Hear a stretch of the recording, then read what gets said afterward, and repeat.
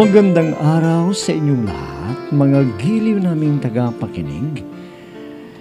Darito na naman po ang isa na namang kasaysayan na aming handog sa linggong ito. Liham kasaysayan na kapupulutan ninyo ng aral sa buhay.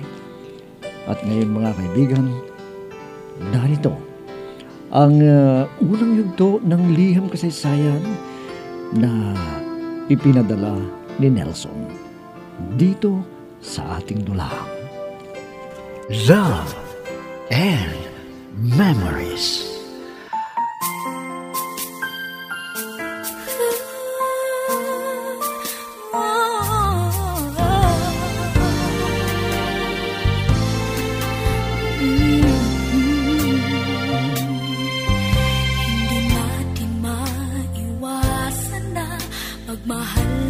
Tawagin niyo na lamang ako sa pangalang Nelson. 30 taong gulang. At nais ko rin pong maibahagi sa inyo ang karanasan ko sa pag-ibig. Ganito ko po sisimulan ng lahat.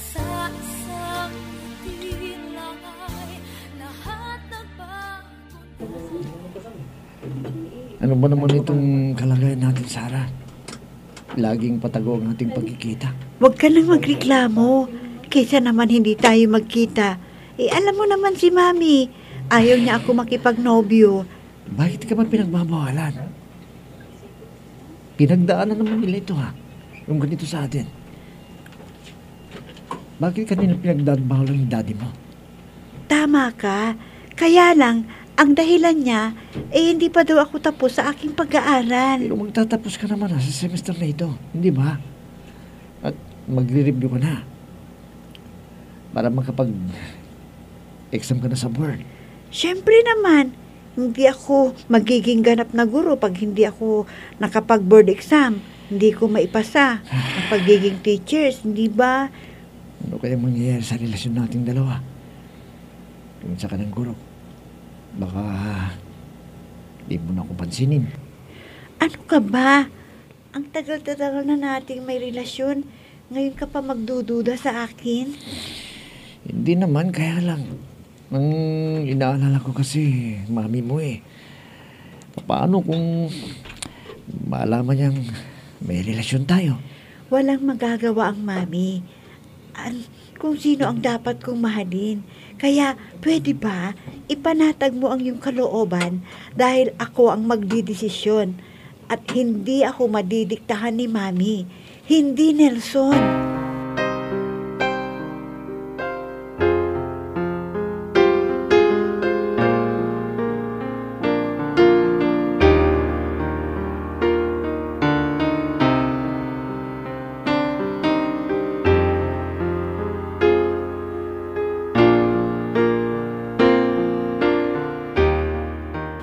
Naku, Pinsan, kanina ka pa hinahanap ng mami mo. Saan ka ba pumunta? At hindi mo na ako isinama. Mabuti naman at nandito tayo sa kwarto ko para hindi marinig ni Mami ang pag-uusapan natin. Ha? Ano bang ibig mong sabihin? May pinunta naman kayo ni Nelson? Siya ba ang kasama mo? Oo, kaya hindi kita isinama dahil ayokong may chaperon ano. At saka, maiinggit ka lang sa amin ni Nelson pag sinama kita. Ganon pala. Hindi ka na yata pumasok sa ibang klase mo, no? Huwag naman, Pinsan, na pinababayaan mo na ang iyong pag-aaral dahil malapit ka na mag-graduate. Hindi naman. Ngayon lang ako umabsen dahil nakiusap sa akin na mag-usap kami. Alam mo naman, hindi siya makadalaw sa bahay dahil tutol ang mami sa kanya. Sana unawain mo naman ang mami mo. Kaya gusto niyang makatapos ka para sa iyong magandang kinabukasan. Oo, alam ko yan. Kaya nga nagpupursige ako para makatapos. Pero wag naman akong hadlangan sa gusto ko. Hindi yung siya lagi ang nasusunod. Siyempre, dahil siya ang sumusuporta sa pag-aaral mo at pangangailangan. Kaya hindi ka pwedeng tumanggi. Kung ano man ang gusto niya, para sa iyong ikabubuti, ang iniisip niya. Pero alam mo, kung minsan, sobrang paghihigpit ni Mami sa akin Kaya lang tinitiis ko para lang pagbigyan ang nais ni Mami na mangyari sa buhay ko. Hindi ko na alam. Hindi ko na alam ang gagawin ko, Carol.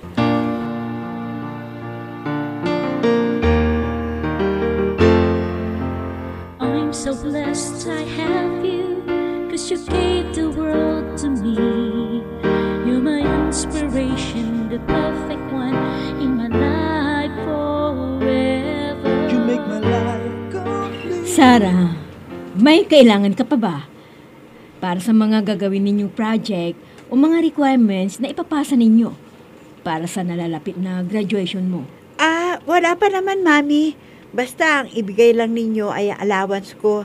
At dagdagan nyo ha, para mabili ko ang mga personal na gamit ko. Oo, iha. Basta siguraduhin mo na makakapasa ka sa lahat ng subjects mo para walang problema. Opo, Mami. Ginagawa ko naman ang lahat ng aking makakaya para mataas ang makuha kong marka.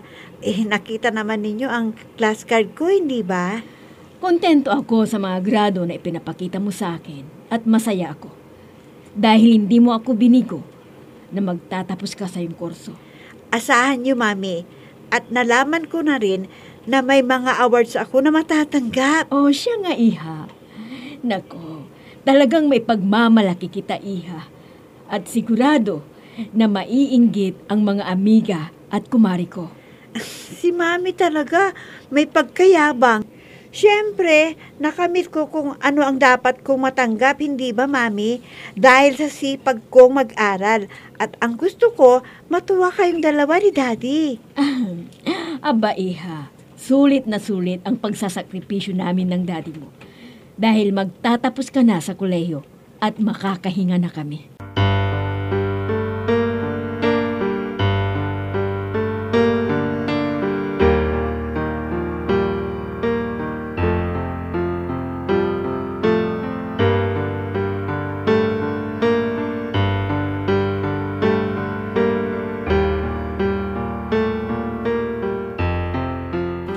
Carol, sandali. May itatanong ako sa'yo. Sabihin mo sa akin ang totoo. Ha? Ano pong gusto ninyong malaman, Auntie? Sabihin ninyo. Siyempre, ikaw ang nakakasama sa universidad. Kaya nakikita mo kung sino ang lumalapit sa kanya. Ang ibig kong sabihin ay mga nanliligaw sa pinsan mo. Meron din. Kaya lang, sinasabi agad ni pinsan na ang uunahin niya ay makatapos at makapasa sa board exams. Hindi ba niya sinusungitan ang mga yon? O baka kung ano pa ang gawin sa kanya, kung pinapahiya niya? Hindi naman ginagawa ni pinsan Sarah yun, Auntie. May lang po siyang pinagsasabihan na hindi pa pwedeng may mandigaw sa kanya. Ganun ba? Mabuti naman kung ganon. Para mapanatag ako na walang gagawa ng masama sa kanya. Wala naman siguro, Auntie, dahil hindi naman suplada ang pinsan ko. Alam po niya ang makipagkapwa-tao, kaya huwag po kayong mag-alala. Ako na pang bahala sa pinsan ko, pagsasabihan ko po siya. Mabuti naman, Carol. Ikaw ang inaasahan ko na magbabantay. Kung ano man ang nangyayari sa pinsan mo, dapat ipaalam mo sa akin. Naintindihan mo ba? Siya nga pala. Ito ang allowance mo. Huwag kang magtipid. Opo, Auntie. Salamat po. At pati ako ay pinag-aaral ninyo. Tatanawin ko pong malaking utang na loob po ito sa inyo. Sige po, Auntie. Nagbibis na po ako para makapasok sa klase ko.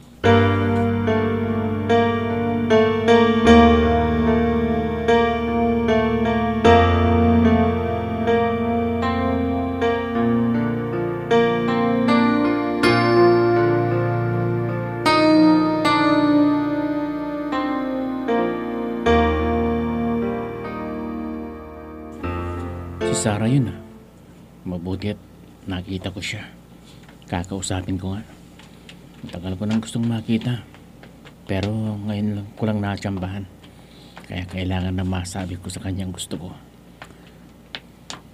Oh, Lino, bakit nandito ka sa harap ng universidad? May hinihintay ka yata. Oo, Sarah. At ikaw yun. Ayun lang ako nagkaroon ng pagkakataon eh. Kumusta ka na? Ayos lang naman ako. Kwan Lino kasi, may klase pa ako. Baka malate ako ha. Kaya iiwanan na kita dito. Sige, Sarah. Baka naman pwede kitang sunduin kung anong oras matapos ang klase mo. Naku, pasensya ka na ha. Kasi kasama ko ang pinsan ko na si Carol. Baka isumbong ako kay Mami. Alam mo naman, magkasabot si Mami at si Carol. Ganun ba? Okay. Hihintayin na lang ako ng pagkakataon. Baka sa ibang araw ay hindi mo siya kasama. Juan Lino, hindi pwede. Kung minsan kasi, ang Mami ang sumusundo sa akin dito. Mahigpit kasi ang Mami ko. Kaya hindi pwedeng sunduin mo ako.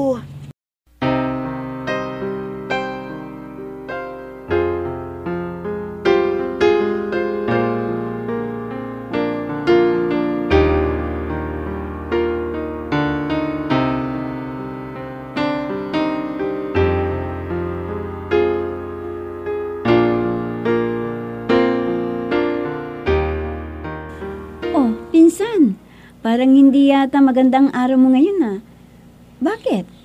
Pinagalitan ka ba ng mami mo? Hay nako, pinsan. May nakita akong mayabang na tao. At ipinipilit ba naman na sunduin ako dito sa universidad? Di sinabihan mo na hindi pwede dahil ayaw ng mami mo na may sumusundo sa iyo na lalaki. Alam mo, kung makatingin sa akin, para niya akong hinuhubaran. Ang itsura pa naman parang matnyak. Ikaw talaga, pinsan. Hinusgahan mo agad. Pwede bang malaman kung sino yung kinaiinisan mo? Wala nang iba, kundi ang mayabang na si Lino. Akala mo, basta gusto niyang babae, kakapit sa kanya kaagad. Hayaan mo na siya. Dahil hindi ka naman mapipilit kung ayaw mo sa kanya. Oh, kumusta naman ang relasyon ninyo ni Nelson? Ayos lang naman kami. Yun lang, hindi kami laging nagkikita dahil sa Maynila siya nagtatrabaho.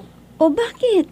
Hindi ba pwedeng lumipat siya dito sa bayan natin para hindi na siya masingitan ng mayabang na lalaki? O kapilitin ka ni Lino, naligawan ka dahil wala siyang nakikita na lalaking sumusundo sa iyo.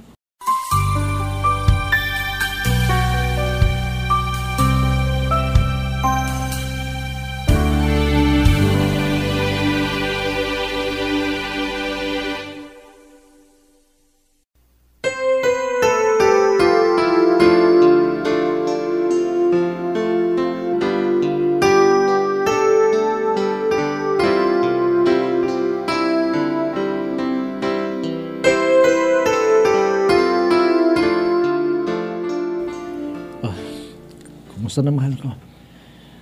Namiss mo din ba ako?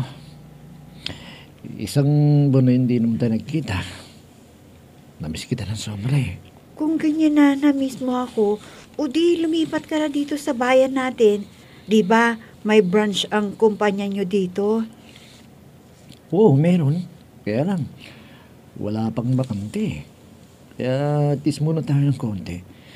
Hindi bale, nagkakausap naman tayo sa cellphone. At sana, hindi ka magbago sa akin, Sarah. Lalo na, kapag isa ka ng ganap ng guro. Huwag kang mag-isip ng ganyan, Nelson. Ilang taon na tayo sa ating relasyon. Pero, may nakita ka ba na pagbabago sa akin? Wala na, pero sinasabi ko lang naman. Baka may maali-aligid sa'yo dyan. At gusto ko niyang agawin sa akin. Wala yun. Kaya ipanatag mo ang iyong kalooban dahil hindi ako maaagaw sa iyo ng iba. Ikaw lang mahal ko at magiging kasama ko habang buhay. Alam mo kung pwede lang. Gusto ko nang makasal tayo Pero hindi man lang pwede. Kaya maghihintay ako kung kailan mo gusto. Salamat ha, kasi naiintindihan mo ang kalagayan ko. Siyempre, gusto ko pang matupad ang mga pangarap ko na makapagturo sa mga bata. lalo na yung mahirap ang buhay. Kaya huwag kang mag-alala, ha? Sige, kung yan ang gusto mo, dapat lang natuparin mo para maging masaya ka at mapakinabangan mo ang iyong pinag-aralan. I'll be with you for the rest of my life. From the bottom of my heart, I'll always be with you.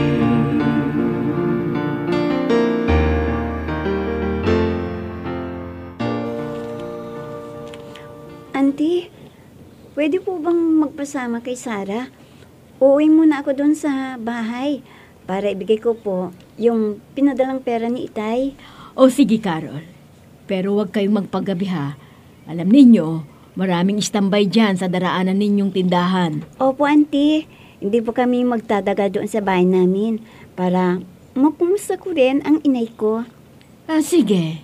Teka, magdala ka rin ng mga gulay at isda para mailuluto ka dun sa bahay ninyo. At makatikim naman ng gulay ang inay mo at mga kapatid.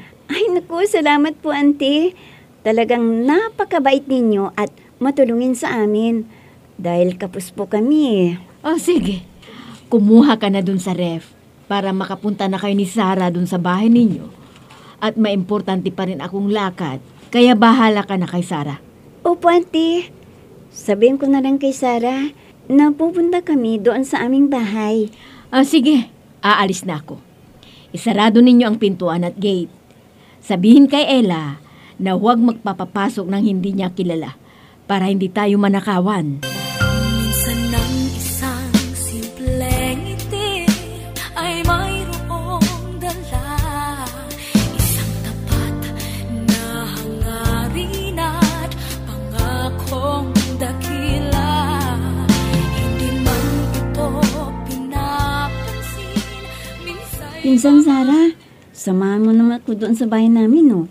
Ipinagpaalam na kita kay Auntie. Pumayag siya. O sige, pinsan. Pero wag tayong magtatagal, ha? Mahirap yung magabihan tayo. At saka baka wala tayong masakyan. Matsambahan pa natin yung mga lasenggero. Yun din ang bilin ni Auntie.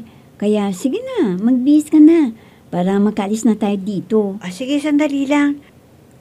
Magbibihis lang ako saglit, ha? Teka, pinsan. May sinabi ba ang mami ko sa'yo na magdala ka ng mauulam ng inay mo? Ay, naku, oo nga pala. Mabuti naman at ipinaalala mo. Sigurado na baka di pa sila nakapag-uulam doon, kundi puro gulay na lang. Kaya nagsisikap ako sa pag-aaral ko para pag nakatapos ako at makahanap ng permanenteng trabaho, ay matutulungan ko ang aking pamilya. Uy! May pangarap din palang aking pinsan.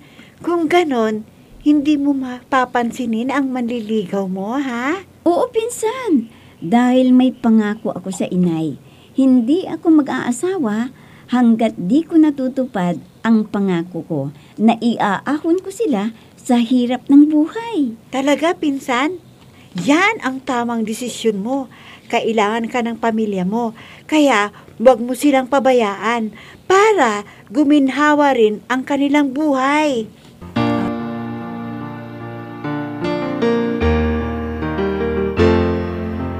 I'm so blessed I have you, 'cause you gave the world to me.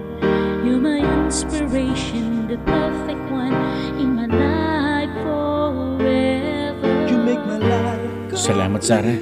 At pinagbibigyan mo ako sa pag-imbita ko sa inyo ni Carol. Dahil kaarawan ko ngayon. Oo, Lino. Sumama ako dahil hindi ka rin tumanggi na isama ko si Carol. Pero pagkatapos natin kumain sana, uwi na kami, ha? Oo. Basta sinabi ko, gagawin ko. Tsaka salamat, Sarah. Pinasaya mo ako sa araw na to. At mas sasay sana ako kung hindi ka magagalit sa pagtatapat ko sa'yo. Ha? Anong ibig mong sabihin, Lino? Bakit? Ano ba yun?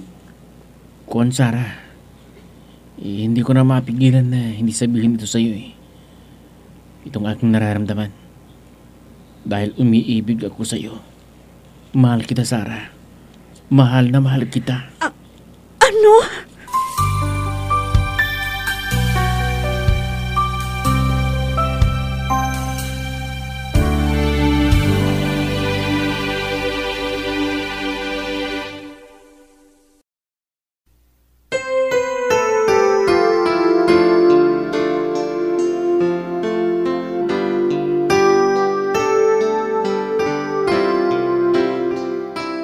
Pumayag kaya si Sarah?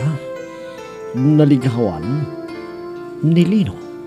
Mga kaibigan, huwag ninyong kaligtaang subaybayan ang pagpapatuloy at ikalawang yugto ng liham kasaysayan na ipinadala ni Nelson dito sa ating dula. Love and Memories.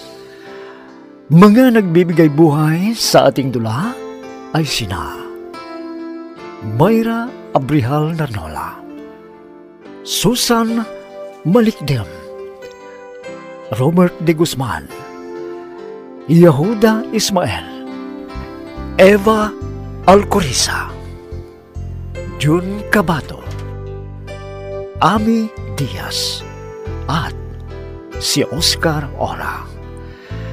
Technical supervision at musika ni Oscar Ora. Nilapatan ng tunog ni Robert de Guzman.